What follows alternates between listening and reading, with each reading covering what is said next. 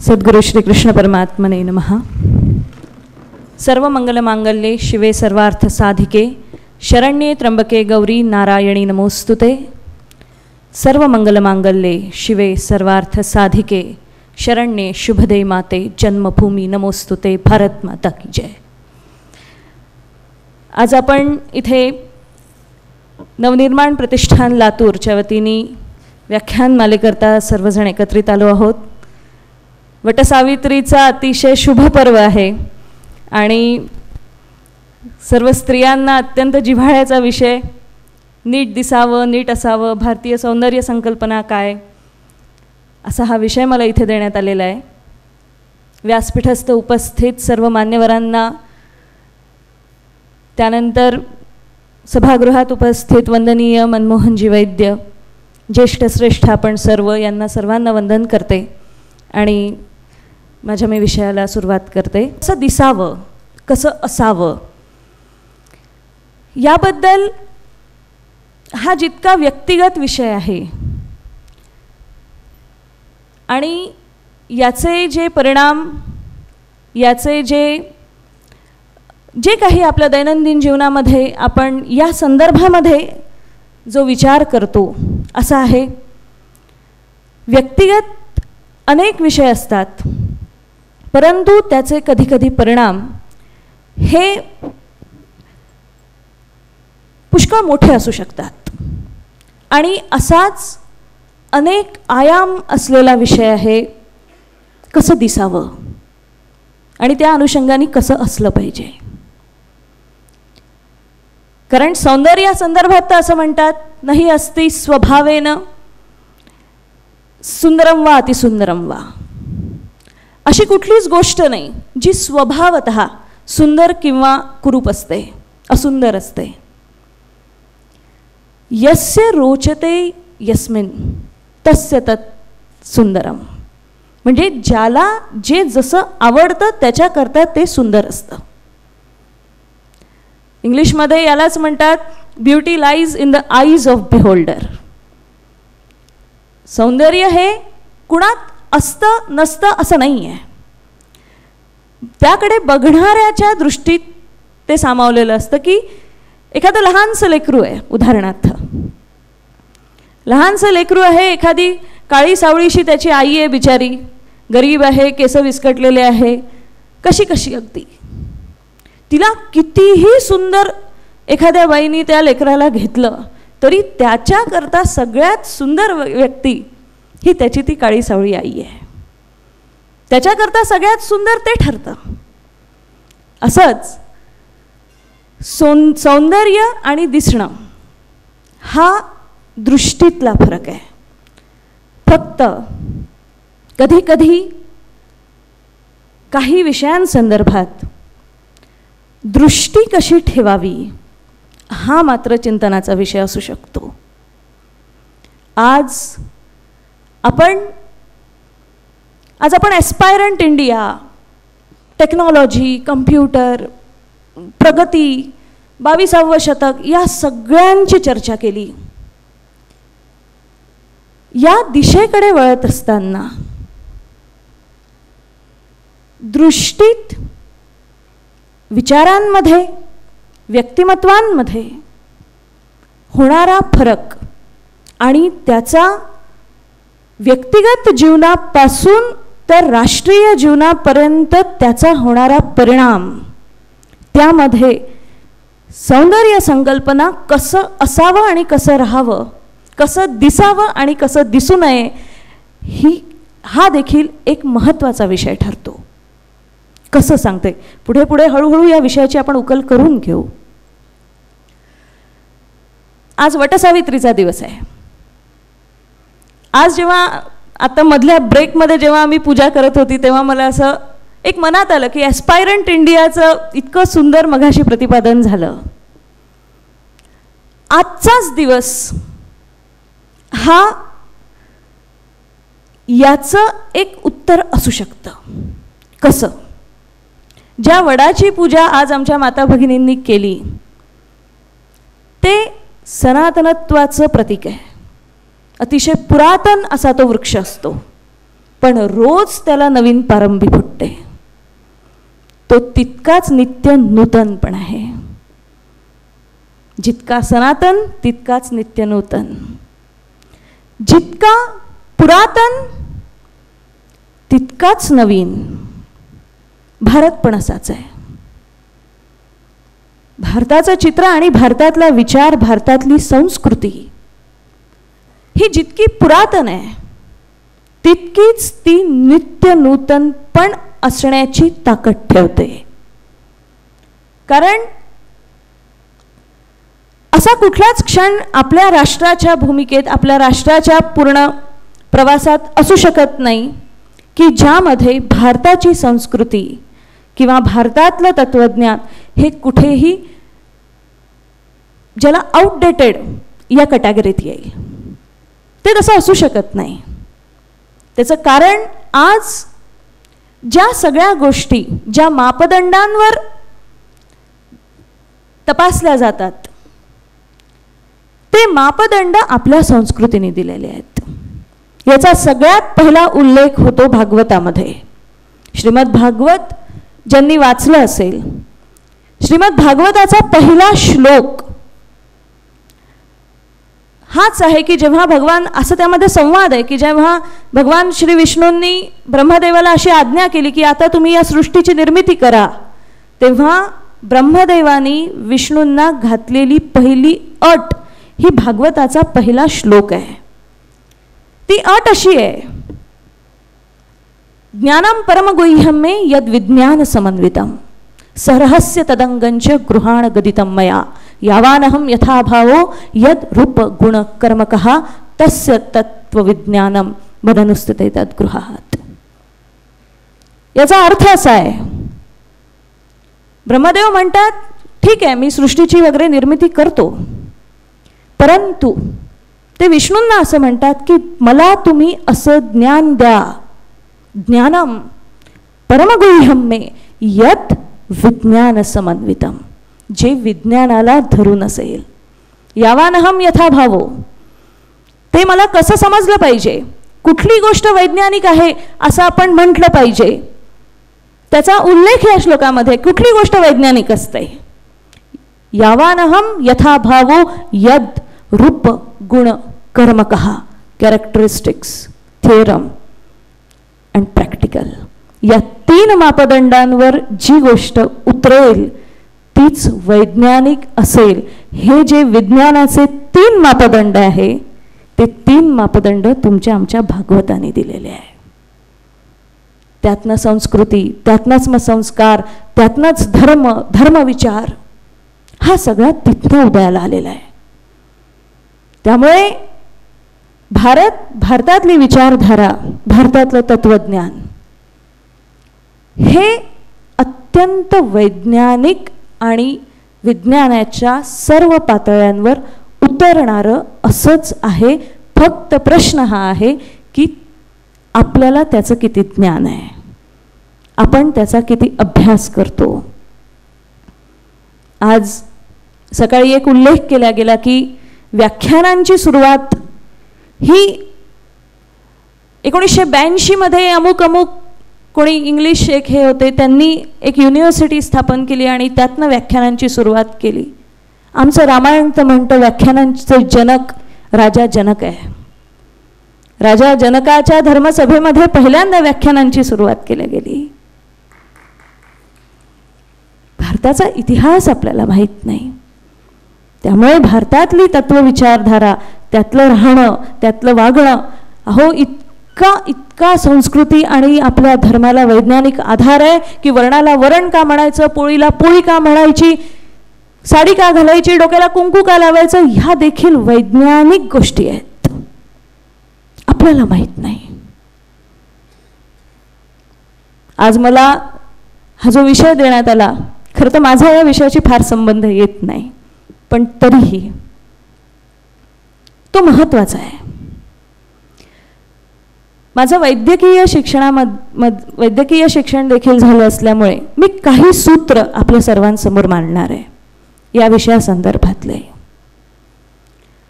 माणसाचं दिसणं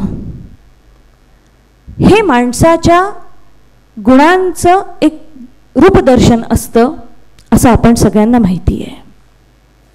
आज भारताची राजदूत देखील ही भारताची राजदूत आहे हे फक्त तिच्या दिसण्यावरनच ओळखता येतं. माणसाचं दिसणं हे माणसाचं राष्ट्रीयत्व सांगतं. माणसाचं दिसणं हे माणसाचा स्वभाव सांगतं. माणसाचं दिसणं हे माणसाची अवस्था सांगतं. माणसाचं दिसणं माणसाची परिस्थितीचं दर्शक असतं. त्यामुळे माणसाने स्वतःच्या दिसण्याचा निश्चित विचार केला पाहिजे. पर्टिक्युलरली हा विषय स्त्रियांच्या सौंदर्य आणि सौंदर्याभिरुची हा स्त्रियांच्या जास्त जवळचा विषय असल्यामुळे त्यांच्या संदर्भात मी आज अधिक बोलेल. कसं आहे, मॉडर्न आधुनिक या सगळ्यांची चर्चा करताना, या दिशेने आपण जात असताना, टेक्नॉलॉजी, आधार, पेस, स्पीड या सगळ्याचा विचार करत असताना घरांमध्ये खलबत्ते गेले, मिक्सर आले इथपर्यंत ठीक आहे. धुण्याचे गोटे गेले, वॉशिंग मशीन आले इथपर्यंत ठीक आहे. म्हणून त्यांच्यासारखे कपडे घालायचे, म्हणून त्यांच्यासारखं बोलायचं, म्हणून त्यांच्यासारखं वागायचं. आज ते जसे धिंगाणे करतात तसे धिंगाणे तुमच्या आमच्या घरांमध्ये आज होऊन राहिले. हे कोणी सांगितलं? भारताला त्याची ओळख आहे. आज जपानची जशी ओळख तिथली टेक्नॉलॉजी आहे. जपानमधनं टेक्नॉलॉजी काढून टाकली तर जपानजवळ काहीच उरत नाही. अमेरिकेमध्ये जर का टॅक्स वाढवला आणि अमेरिकेतली जर का इकॉनॉमी तिला जर का कुठे धक्का लागला तर अमेरिकेजवळ काही राहत नाही. तशीच भारताची एकमात्र ओळख आहे जगासमोर, ती म्हणजे भारताची संस्कृती. भारतातली संस्कृती जर का आपल्या तुमच्या माझ्या घरांमधनं निघून गेली, आपल्याला आपली ओळख नाही. आज इथे मला सांगताना खूप आनंद होतोय की कसं दिसावं ह्याचा विचार करायला एका व्याख्यानमालेनी इथे एक व्यासपीठ उपलब्ध करून दिलेलं आहे. कसं दिसावं एकच विचार सांगते, सगळ्यात तरुण मुलींनी त्याचा जरूर विचार केला पाहिजे. सौंदर्य अनेक प्रकारचं असतं. मनाचं सौंदर्य असतं, बुद्धीचं सौंदर्य असतं, व्यक्तिमत्वाचं सौंदर्य असतं, भावनांचं सौंदर्य असतं, शब्दांचं सौंदर्य असतं. देहाचं जरी सौंदर्य म्हटलं तरीही ते कसं असावं, आयडियल दी मोस्ट. तर मला खूप आनंदाने सांगावंसं वाटेल की कोणी आपल्याबद्दल ती मला दिसली, मी तिला पाहिलं असं म्हणण्यापेक्षा आपल्याला बघितल्या क्षणी मला तिचं दर्शन झालं असं कोणाच्या तरी हृदयात भाव उत्पन्न व्हावे, असं आपण का दिसू नये. एक प्रसंग खूप सुंदर आहे अहिल्याबाई होळकरांच्या जीवनातला. अहिल्याबाई होळकरांच्याच समकालीन पेशव्यांच्या आनंदीबाई होत्या, ज्यांनी धचा मा केला. त्या जेव्हा नारायणराव पेशव्यांचा वध झाला तेव्हा आनंदीबाईंना शिक्षा म्हणून महेश्वरला स्थानबद्ध केलं होतं. तेव्हा अहिल्याबाई होळकर या देखील महेश्वरच्या राजवाड्यात होत्या. अहिल्याबाई होळकरांचं चरित्र सगळ्यांना माहिती आहे, त्यांचं कर्तृत्वाचं सगळ्यांना त्याची कल्पना आहे. या आनंदीबाई जोशी या 25 वर्षाच्या होत्या तेव्हा. अहिल्याबाई तेव्हा असतील एक 30-32 या वयामध्ये त्या होत्या. 29 वर्षाच्या असताना विधवा झाल्या. या आनंदीबाईंना खूप उत्सुकता होती की अहिल्याबाई अहिल्याबाई अहिल्याबाई, सगळ्या भारतात या बाईचं नाव घेतलं जातं, ही कशी दिसत असेल. कारण या फार देखण्या होत्या. आनंदीबाई खूप सुंदर होत्या. आनंदीबाईंना ती उत्सुकता, त्यामुळे त्यांनी त्यांच्या दासी काही या अहिल्याबाईंच्या घरी पाठवल्या की पाहून या बरं म्हणे, या अहिल्याबाई माझ्यापेक्षा जास्त सुंदर आहेत का. खूप सगळीकडे त्यांचं नाव चालतं. त्या दासी बिचाऱ्या गेल्या, जाऊन आल्या. आनंदीबाईंनी खूप उत्सुकतेने विचारलं, का गं त्या माझ्यापेक्षा सुंदर आहेत का म्हणे. त्या दासी बिचाऱ्या 2 मिनिटं विचार करत बोलल्या, आनंदीबाई तुम्ही खूप सुंदर आहात म्हणे. तुम्ही कशा आहात म्हणे. तुमच्याकडे बघितलं तर बघत राहावंसं वाटतं. अहिल्याबाई काही तितक्या सुंदर बिंदर नाही आहे म्हणे, पण त्यांच्याकडे बघितलं ना म्हणे, तुमच्याकडे कसं बघितलं तसं बघत राहावंसं वाटतं. त्यांच्याकडे बघितलं तर नमस्कार करावासा वाटतो. हा फरक आहे म्हणे. आपण कसं दिसलं पाहिजे, आधुनिक आधुनिक, कसेही राहायचं, कसंही बोलायचं, कसंही वागायचं. पूर्ण भारतभर प्रवास आमचा असतो. अनेक घरांमध्ये राहायचा प्रसंग येतो. अनेक घरांचं वातावरण समोर येतं. एखाद्या मुलीला जर का विचारलं, का ग तू किती वाजता झोपते, ती मुलगी म्हणते मी 10 वाजता माझ्या खोलीत जाते. झोपते किती वाजता? रात्री 1:30 वाजेपर्यंत, 2-2 वाजेपर्यंत कोणाशी तरी चुपचाप बोलत असते. जेव्हा आई वडिलांना याची कल्पना करून दिली जाते की काय कसं काय, तर ते म्हणतात काय करणार, आजकालचं एक कल्चर आहे, आजकाल हे असंच चालतं, ऐकतच नाही मुलं, ऐकतच नाही. हा सगळ्यांची तक्रार, मुलं ऐकत नाही. आम्ही सगळ्यांना एक ढोबळ प्रश्न विचारतो. आमचं मुलं ऐकत नाही, आमचं बोलण्याचा त्यांच्यावर परिणाम होत नाही, ही जी आईवडील म्हणून असलेली संस्था आहे, ती जी इतक्या मोठ्या प्रमाणात तक्रार करते, कधी त्या संस्थेने विचार केला पाहिजे आपलं मुलं का ऐकत नाहीत. एक छोटासा विचार आपण करू. बाह्य आहे, बाह्य आहे, महत्वाचं आहे, परिणाम करणार आहे. आज आपल्या घरांमध्ये सगळीकडे गौरी, गणपती, महालक्ष्म्या बसतात. आम्ही सगळ्या स्त्रियांना एक दिवस असाच प्रश्न केला की आपण जसं राहतो, आपण ज्या पद्धतीतले कपडे घालतो ते घाला बरं आपल्या महालक्ष्म्यांना. या वर्षी आपण असंच ठरवू, जीन्स पॅन्ट घालू, अजून काय काय भलते सलते कपडे जे काही आपण घालतो ते आपण घालू. काय होईल? काय होईल? त्यांना नमस्कार करायची इच्छा होईल का? नाही होणार. मग जो देव बोलत नाही, जो देव काही 3 दिवसाकरता, 2 दिवसाकरता, 10 दिवसांकरता येतो, त्याचा साधा पोशाख जर का बदलला तर त्याच्याबद्दल असलेली श्रद्धा झटकन कमी होते. ज्या स्वरूपात आपण आमच्या घरांमध्ये वावरतो, आपल्या घरातले लहान लहान लेकरं, त्यांची श्रद्धा आपल्याप्रती असलेली कमी नाही का होणार? कारण लक्षात ठेवलं पाहिजे, माणूस फक्त 2च व्यक्तींचं ऐकत असतो. एक ज्यांची त्याला भीती वाटते आणि दुसरं ज्यांची त्याला खूप श्रद्धा असते. त्या दोघांचाच तो ऐकतो. माणूस अनुकरणात ऐकतो. कोणालाही सांगा तो ऐकणार नाही, कोणालाही वागताना बघा तो तसा वागण्याचा प्रयत्न करत असतो.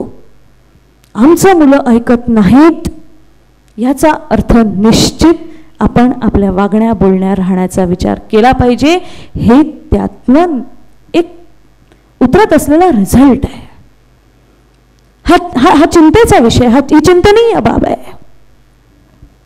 मेडिकली जर का ही गोष्ट बघितली, कसं असलं पाहिजे, कसं राहिलं पाहिजे, स्त्रियांच्या संदर्भात तर हे सगळ्यात जास्त प्रमाणावर लक्षात येतं. प्रकृती आणि तिच्यात जर का कुठला विकार निर्माण झाला तर त्यातनं निर्माण होत असते विकृती. माणूस जर का स्वतःच्या प्रकृतीला धरून वागला, त्याच्याशी प्रामाणिक वागला, तर तो कायम आपली प्रकृती टिकवू शकतो. तोच जर का त्यांनी त्या प्रकृतीच्या विरोधात कुठलं जीवन स्वीकारलं तर निश्चित कुठल्या ना कुठल्या विकृतीचा तो शिकार होत असतो. हे सायकॅट्रिक लेव्हलवर खूप चांगलं पटवून देता येतं, ज्याला इन्साइट म्हणतात. कोणी इथे जर का मेडिकल फील्डशी रिलेटेड असतील त्यांना हे सगळे शब्द आणि शब्दावली माहिती आहे. याला इन्साइट कॉन्फ्लिक्ट असं म्हणतात. आणि आज जवळपास 70% स्त्रीवर्ग हा इन्साइट कॉन्फ्लिक्टमध्ये आहे. त्या बाय नेचर स्त्री आहेत, प्रकृतीने त्यांना स्त्रिया बनवलेल्या आहे, पण आमच्या घरांमध्ये लहानशी 3 वर्षाची मुलगी जरी असली तरी तिच्या समक्ष तिचे आईवडील बोलतात की माझी मुलगी माझा मुलगाच आहे. ते लहानसं 3 वर्षाचं लेकरू तेवढंच, त्याला तेवढी समज नसते की ते हे समजेल की मला एखाद्या मुलासारखं कर्तृत्व करायचं आहे, मला एखाद्या पुरुषासारखं शिकायचं आहे, मोठं व्हायचं आहे, स्वतःच्या पायावर उभं राहायचं आहे. एवढी समज त्या 3 वर्षाच्या 4 वर्षाच्या लेकराला नसते. तिच्या समोर जेव्हा तिची आई म्हणते की माझी मुलगी माझा मुलगाच आहे, तेव्हा झटकन ती मुलासारखे कपडे घालायला तिला आवडायला लागतं, ती मुलासारखा वागायचा प्रयत्न करते. आणि मग जेव्हा ती अजून थोडीशी मोठी होते मग तिला स्कूटी वगैरे चालवणं आवडत नाही, मग तिला बाईक चालवायला आवडायला लागते. जन्मतः तेच जर का तिच्या आईने तेव्हा म्हटलं असतं की माझी मुलगी माझा मुलगा आहे असं म्हणण्यापेक्षा माझी मुलगी एखाद्या मुलाला लाजवेल इतकी कर्तृत्ववान आहे, ती तिच्या प्रकृतीशी प्रामाणिक राहू शकली असते. ह्यानी डेव्हलप होतो इनसाइट कॉन्फ्लिक्ट. मेडिकली जर का समजावून सांगायचं झालं तर एक नेचर आहे, परंतु आजचा 70% स्त्री समाज त्या नेचरच्या विरोधात जाऊन त्यांना आवडी पुरुषांसारख्या, त्यांना राहायचं पुरुषांसारखं, त्यांना हक्क पुरुषांसारखे, त्या स्वप्न पुरुषांसारख्या बघतात. त्या एखाद्या पुरुषांसारखं जीवन जगण्याचा प्रयत्न करतात. यामध्ये एकच होतं, त्यांची अर्धी शक्ती या नेचरपासनं या एक्वायर्ड नेचरला, एक्वायर्ड पर्सनॅलिटीला अडॉप्ट करायला खर्च होते. त्यामुळे खूपदा हा प्रश्न आमच्या समोर येतो की इतक्या सगळ्या सुशिक्षित सगळ्या असूनही, इतक्या सगळ्या विविध अंगांनी, विविधतेनी, विविध ज्ञानाने परिपूर्ण आजचा स्त्री समाज असूनही एखादी अहिल्याबाई होळकरांसारखी कर्तृत्ववान स्त्री का निर्माण होत नाही? एखादी झाशीच्या राणीसारखी पराक्रमी स्त्री का निर्माण होत नाही, जी यांच्या खरोखर रांगेत बसू शकेल? त्याचं कारण हे होतं की त्या स्त्रिया जरी होत्या, अत्यंत कर्तृत्ववान होत्या, तरीही त्या त्यांच्या प्रकृतीशी अत्यंत प्रामाणिक होत्या. पुरुषांसारखं कर्तृत्व करायला पुरुषांसारखं वागायची आणि पुरुषांसारखं राहायची आवश्यकता नाहीये. पूर्णतः स्वतःला ओळखून पूर्णतः स्वतःचं एक आत्मस्वरूप निर्माण करून देखील खूप मोठं कर्तृत्व गाजवता येतं. कुठल्याच मर्यादा, खरं तर सगळ्या जीवनांचं, प्रत्येकाचं सगळ्यात मोठं सौंदर्य जर का कुठलं असेल तर ते आहे मर्यादांचं सौंदर्य. मर्यादा, स्वातंत्र्य. स्वातंत्र्य, स्वातंत्र्याचा अर्थ काय माहितीये? स्वयंशिस्तीचं विशिष्ट असं तंत्र म्हणजे स्वातंत्र्य. जिथे मर्यादा तिथे सौंदर्य, जिथे मर्यादा तिथे अफाट पराक्रम, जिथे मर्यादा तिथेच परिणामकारक कर्तृत्व. हे तर आपल्याला निसर्ग शिकवतो. इतका मोठा समुद्र जरी आहे तरी पण तो स्वतःची मर्यादा एक हितभर ओलांडत नाही. इतकी मोठी पृथ्वी आहे पण ती तिची मर्यादा सोडून कधीच फिरायला जात नाही. इतक्या नद्या वाहतात, जेव्हा त्या त्यांच्या 2 तटाच्या मर्यादा ओलांडतात तेव्हा त्या विनाशकारी ठरतात. इतक्या विजा चमकतात, वीज जर का कोसळली तर ती भस्म करते, विझून मोकळी सुटली तर विझून जाते. तीच वीज जर का तारेच्या कुंपणातनं घातली, घरामध्ये बसवली तर एक घर काय एक शहर पण प्रकाशित करू शकते. त्यामुळे मर्यादा आणि दिशा या दोनही गोष्टी अत्यंत महत्त्वाच्या आणि जीवनोपयोगी आहेत. माणसाला हे कळलं पाहिजे. नीट दिसावं म्हणजे काय? आपल्याकडे कोण कुठल्या दृष्टीने बघतं, आपल्याकडे कोण कसं बघतं. आज ज्या सावित्रीबाई फुलेंचा उल्लेख केला गेला, किती मोठं, इतकी मोठी चळवळ त्यांनी उभी केली की त्यांचे उपकार की आज आपण सुशिक्षित आहोत, आज आपण अंगठ्याछाप नाही. परंतु सावित्रीबाई फुले इतक्या पुरोगामित्वाकडे जरी त्यांनी समाजाला घेऊन गेल्या तरी त्या लुगडं पातळातच होत्या. आपण हे सोडून बघतो. इतकी टेक्नॉलॉजी करणारे पंतप्रधान संसदेची पायरी चढतात तेव्हा तिथे डोकं टेकवतात. आपण तेही बघितलं पाहिजे. इतकी मोठी सुंदर गाणारी लता मंगेशकर, ती इतकी सुंदर गाते पण साडीतच येते, हे पण आपण बघितलं पाहिजे. कर्तृत्व करत असताना व्यक्तिगत जीवनामधल्या मर्यादा आणि व्यक्तिगत जीवनांच्या परिभाषा ह्याचा देखील विचार, कारण या सगळ्या गोष्टी प्रॅक्टिकली जगण्याच्या गोष्टी आहेत. या व्याख्यानांचे हे विषय नाही आहेत, हे बैठकींचे विषय नाही आहेत. धर्म, आचरण, संस्कृतीवर व्याख्यान होतात, बोलणं होतं, खूप होतं. घरात काय, नित्य जगण्याचे हे विषय आहे. These are the most practical things. आहार निद्रा भय मैथुनंच सामान्यमेतत् पशुभिर्नराणाम. आहार, निद्रा, भय आणि मैथुन या 4 गोष्टी अशा आहेत ज्या मनुष्य आणि पशु यामध्ये सारख्या आहेत. फक्त धर्म हा एकमात्र अशी गोष्ट आहे जी माणसाला पशुपासून वेगळं करते. आज खूप दुर्दैवाने मला इथे सांगावंसं वाटतं, अनेक घरी आणि एक मोठा समाज या 4 गोष्टींमध्येच आपला अडकतोय. आहार, आज जर का इथे स्टॉल्स असते बाहेर खाण्याचे तर हा हॉल जास्त भरला असता. अगदी जनावरांना जशी पोळी टाकायची आणि सगळेजण तिथे एकत्र होतात. आहार पशूंसारखा, हवं ते खायचं, हवं तसं राहायचं. निद्रा पशूंसारखी, रात्रभर जागायचं, रात्रभर पार्ट्या, रात्रभर फिरायचं गाड्या घोड्या घेऊन, दिवसभर झोपायचं. निद्रा पशुसारखी. भय पशुसारखं, अंगणात खेळणारी 2 वर्षाची मुलगी 1 तास जरी दिसली नाही तरी अगदी भिदरल्यासारखे घरे होतात. भय पशुसारखं, मैथुन पशुसारखं, पशुहून खराब. कुठे चाललो, कुठे चाललो? जो देश, जे राष्ट्र ददाती ईशता सा भूमी देशः. देश या शब्दाची व्याख्या आहे. का बरं भारताला, देशाला देश कशाला म्हणतात? भारताला भारत का म्हणतात? राष्ट्राला राष्ट्र का म्हणतात? ददाती ईशता, जी भूमी ईश्वरत्व प्रदान करते त्या भूमीला देश असे म्हणतात. दे अधिक ईश इज इक्वल टू देश. इथला दगड जरी उचलला, त्याला जरी शेंदूर फासला तरी त्याच्यामध्ये काही दिवसात देव पण येतं. आपण तर इथल्या मातीतलं, इथलं नद्यांचे पाणी पिणारे हाडामासाचे माणसं आहोत. जीवनाचं इतकं विद्रूप दर्शन, सुशिक्षित आधुनिक म्हणणाऱ्या सगळ्या, इतकं PhD होतात, डॉक्टरेट होतात, MBA होतात.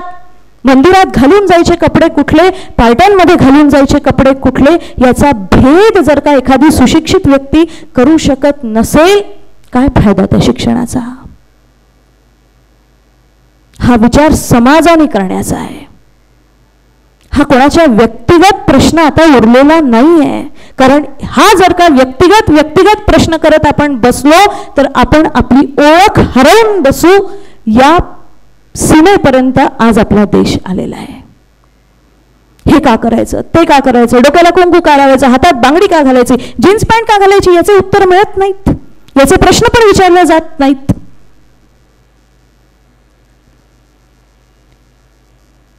आज इथे असं म्हणतात की व्यासपीठावर बोलताना थोड्याशा काही गोष्टींचा विचार केला पाहिजे. पण मी एक ज्ञान म्हणून सांगते, जो पोशाख आपल्या देशाचा आहे, डोक्याला कुंकू, हातात बांगडी, साडी, ह्या मागचे अर्थ जर का आपण जाणून घेतले, प्रत्येक गोष्टीला अर्थ आहे.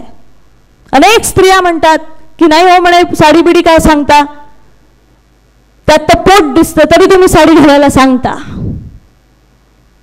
हम वैश्वानरो भूत्वा प्राणिनां देहमाश्रितः प्राणापान समायुक्त पचाम्यन्नं चतुर्विधम.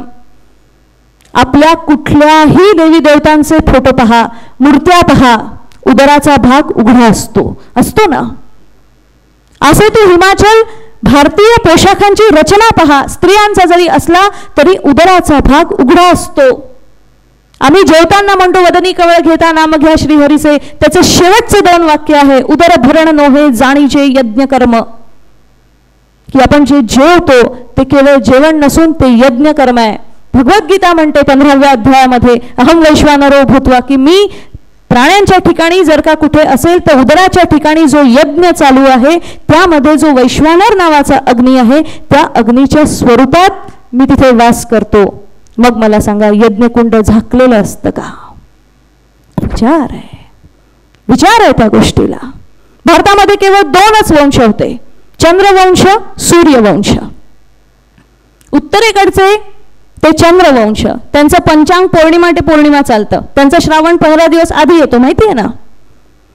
दक्षिणेकडचे सूर्यवंशीय वंश, घरातली स्त्री सांगत असते म्हणून चंद्रवंशीय स्त्रिया उलटा पदर घेतात, सूर्यवंशीय स्त्रिया सरळ पदर घेतात. आपल्या संस्कृतीतल्या छोट्या छोट्या गोष्टींना देखील काहीतरी त्यामागे विचार आहे, त्यामागे काहीतरी अर्थ आहे.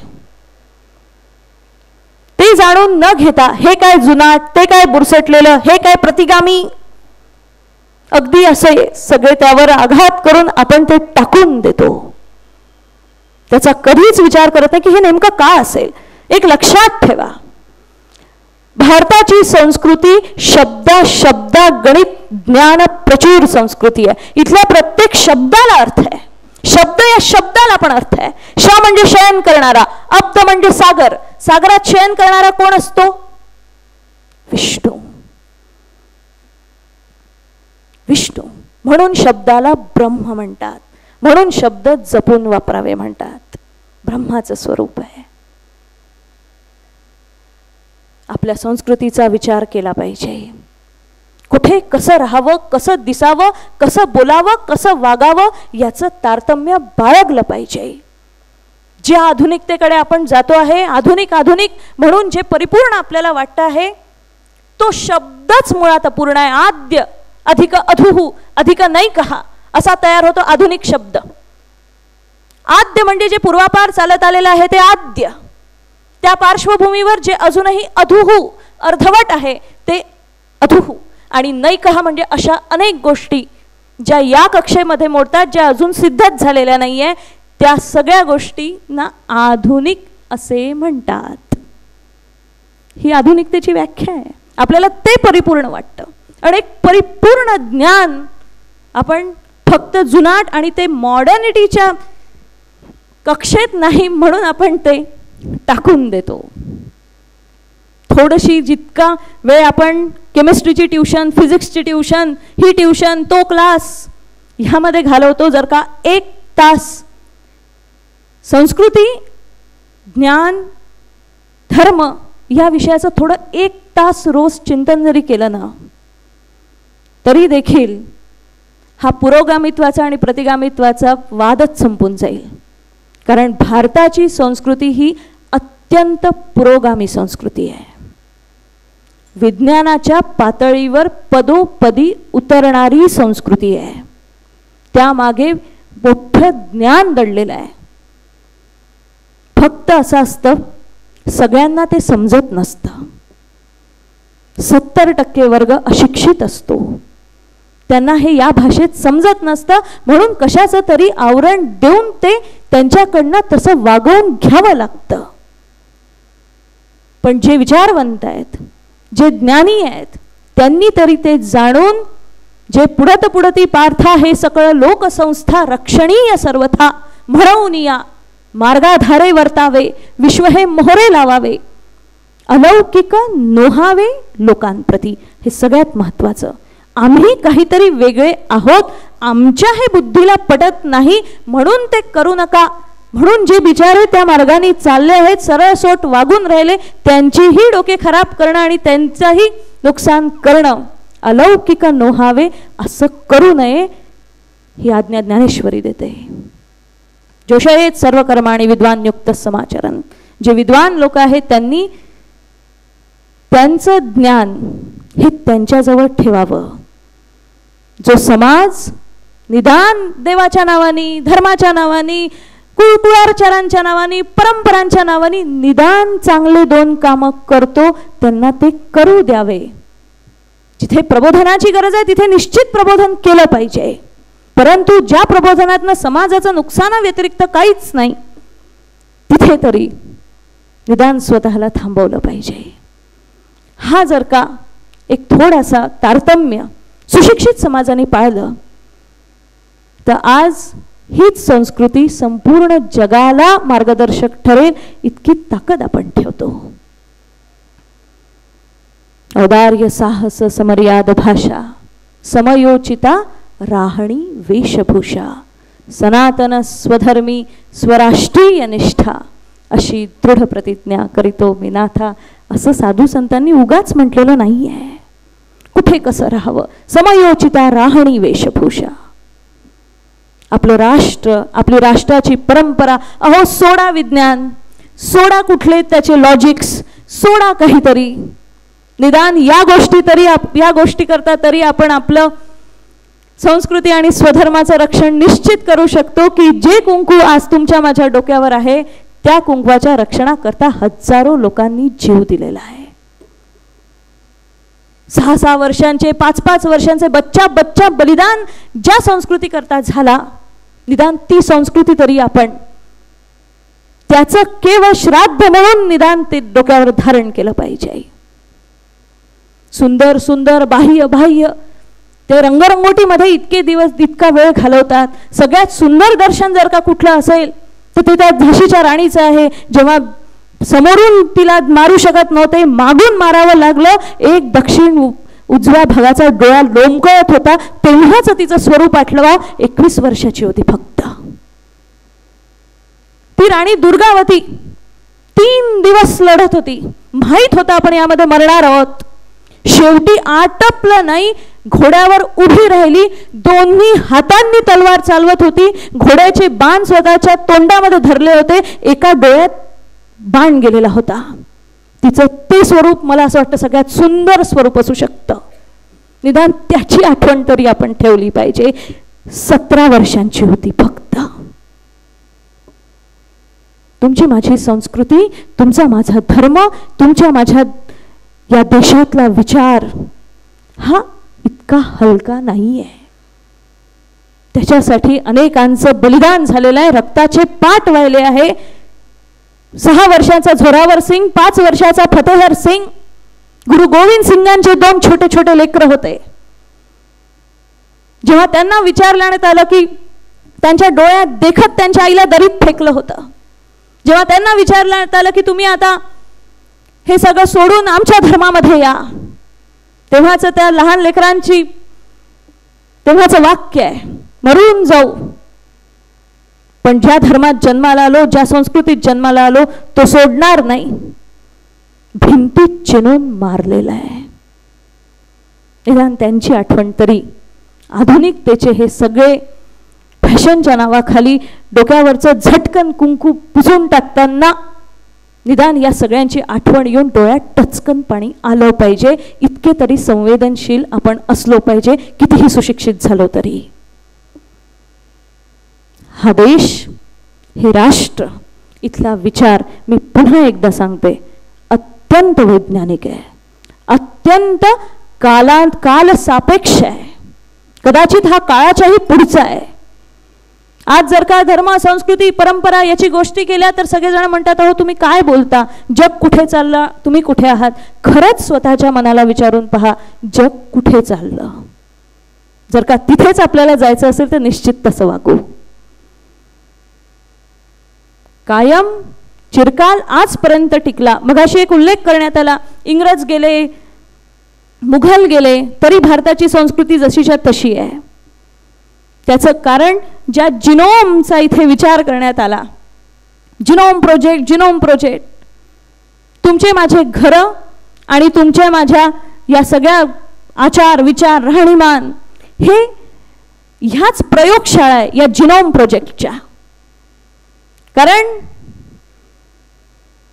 70 वर्षापूर्वी जेव्हा स्वातंत्र्य मिळायचं होतं तेव्हा भगतसिंग होते, तेव्हाच राजगुरू होते, तेव्हाच लोकमान्य टिळक होते, तेव्हाच सावरकर होते, तेव्हाच फुले होते, तेव्हाच अनेक बाबासाहेब आंबेडकर होते. हे सगळे देशभक्त अचानक त्या कालावधीत कसे काय होते? 70 वर्षामध्ये आपल्याजवळ 5ही असे नावं नाही जे या रांगेत बसू शकतात. असं का झालं? जेव्हा तुकाराम महाराज होते तेव्हाच नामदेव होते, तेव्हाच जनाबाई होती, तेव्हाच बहिणाबाई होती, तेव्हाच पश्चिमेकडे कबीर होते, तेव्हाच उत्तरेकडे मीराबाई होती, तेव्हाच दक्षिणेकडे आर्यांबा होती. संत देखील एका विशिष्ट कालावधीमध्ये अधिक संख्येत आढळतात. मागच्या 70 वर्षात असं काय झालं? आपल्याजवळ 5 नावं त्याही रांगेत बसणारे नाहीत. जिनोम प्रोजेक्टचं फेल्युअर आहे. कारण ज्या देशभक्तीच्या विशिष्ट कालावधीमध्ये आपण होतो तेव्हा प्रत्येक मुलगा, प्रत्येक तरुण, प्रत्येक तरुणी या विचाराने प्रेरित होती की माझ्या पोटी जे जन्माला येईल ते देशाच्या कामी आलं पाहिजे. तो विचार जन्म घेत होता. जेव्हा संतांचा कालावधी होता तेव्हा वागणं, बोलणं, राहणं त्या पद्धतीत भारावून गेलेला एक पूर्ण समाज होता. त्यामुळे घराघरामध्ये तसा विचार जन्माला येत होता. 70 वर्षांमध्ये आपल्या सोबत अशी कुठलीही घटना न घडायचं कारण आम्ही खूप मॉडर्न झालो, आम्हाला हे सगळं बुरसटलेलं वाटतं, आम्हाला परंपरा नको, आम्हाला कुळाचार नको, हे सोडा, ते सोडा, ते सोडा. जोडायचं काय याची चर्चा कोणीच करत नाही. मग आमचा तरुण कालपर्यंत ज्या गोष्टी अत्यंत विद्रूप, अत्यंत टाकाऊ आणि अत्यंत भेसूर समजल्या जायच्या त्या सगळ्या गोष्टी खुलेआम करायला आपण मोकळं झालं. कालपर्यंत दारू जरी प्यायची असेल तरी लपून प्यायचे, आज खुलेआम पितात. एखादं घाणेरडं चित्र जरी पाहायचं असेल तर लपून पाहायचे, आज टीव्ही समोर बसून पूर्ण परिवार दंगा नाच बघतात. काहीच लाज वाटत नाही.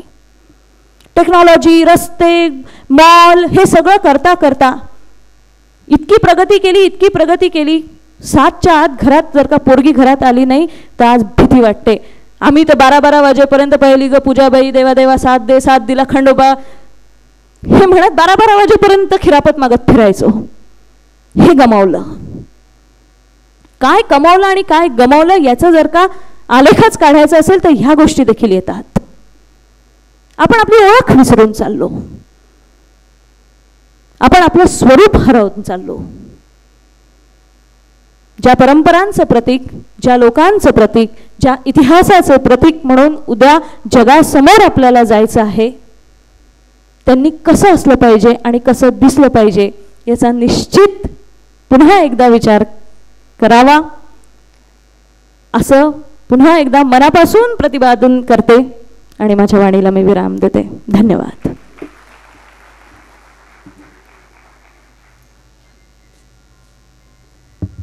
दिलेल्या विषयांतर्गत आपण भाषेचे, भावनेचे, बुद्धीचे, शरीराचे, मनाचे आणि विचारांचे सौंदर्य काय असते यावर आपण प्रकाश टाकलात. मर्यादांच्या सौंदर्याअंतर्गत सागर आणि पृथ्वीच्या मर्यादा आपण विशद केल्यात. आपला देश, धर्म, संस्कृती, परंपरा हे जगामध्ये किती महान आहे आणि त्याची संवर्धन आपण कशा पद्धतीने केलं पाहिजे याच्याबाबत आपण बोललात. अतिशय धन्यवाद आणि आभार. मंचावर उपस्थित आहेत त्याही सर्वांचे आभार. यानंतर श्रोत्यांचे आभार मी मानणार नाही कारण आपला अजून कार्यक्रम शिल्लक आहे. श्रोत्यांना धन्यवाद. एक 25 मिनिटांचं मध्यंतर आहे आणि नाही का हां तर 25 मिनिटांचं मध्यंतर होतं ते असणार नाही. लगेच पुढचं सत्र सुरुवात होत आहे. आपण आपल्या जागी स्थानापन्न राहावं ही विनंती. धन्यवाद.